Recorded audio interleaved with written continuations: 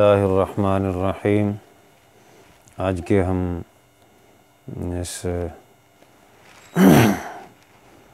सबक में ये बताएंगे कि जो लोग मुस्तहिक़ ज़कात हैं, यानी मुस्तहिक़ीन ज़कात, कुरान पाक में अल्लाह ताला ने मसारफ़ ज़कात को ज़िक्र किया है कि किन किन को ज़कात दी जा सकती है। सूरह तौबा में अल्लाह ताला फरमाते हैं, इन्नमस्सदक़ातु लिल-फ़ुक़राइ वल-मसाकीन वल-आमिलीन अलैहा वल-मुअल्लफ़ति क़ुलूबुहुम व फ़िर-रिक़ाब वल-ग़ारिमीन व फ़ी सबीलिल्लाहि व इब्निस सबील। ये 8 मसारिफ़ हैं। उनमें से पहला इन्नमस्सदक़ातु लिल-फ़ुक़रा, फ़कीर है। फ़कीर आम तौर पर अरबी में गनी के मुकाबले में बोला जाता है, यानी वो कि जिसके पास खाने को कुछ ना हो। और दूसरे नंबर पे वल मसाकीन, मसाकीन है, यानी वो हाजतमंद जिनके पास अपनी ज़रूरियात पूरी करने के लिए कुछ ना हो या उनके पास बिल्कुल वो खाली हाथ हों।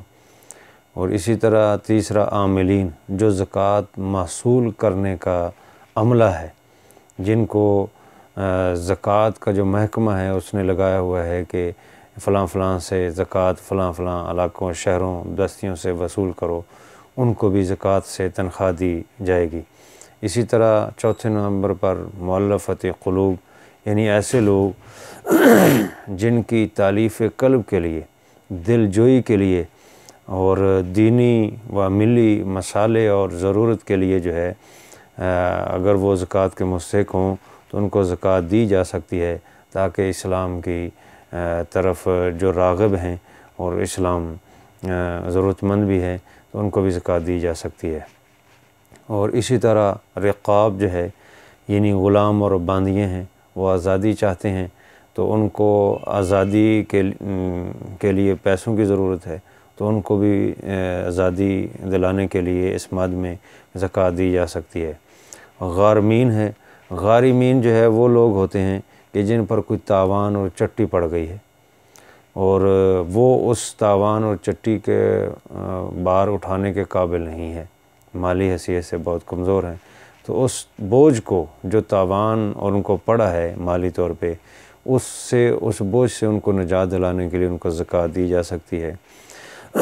इसी तरह फ़ी सबीलिल्लाह, 7वें नंबर पर फ़ी सबीलिल्लाह है।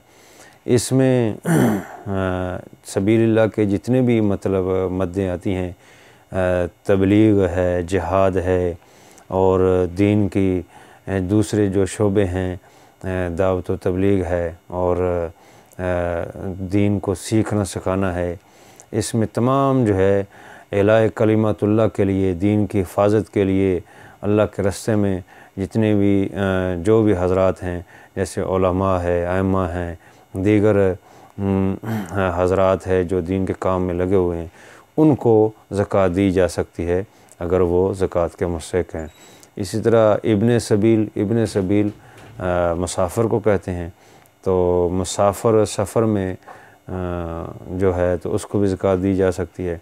अलबत्ता अगर वो मालदार है तो घर में उसके पास बथेरा माल है, लेकिन जो है सफ़र में वो ऐसी हालत उसके पास पेश आ गई कि अब उसके पास माल नहीं है और घर के जो उसमें पीछे घर में अपने वतन में उसके पास माल है, वो भी मंगवा नहीं सकता, कोई ऐसी सहूलत मौजूद नहीं है, तो अब सफ़र में उसको ज़कात में से उसकी मदद की जा सकती है।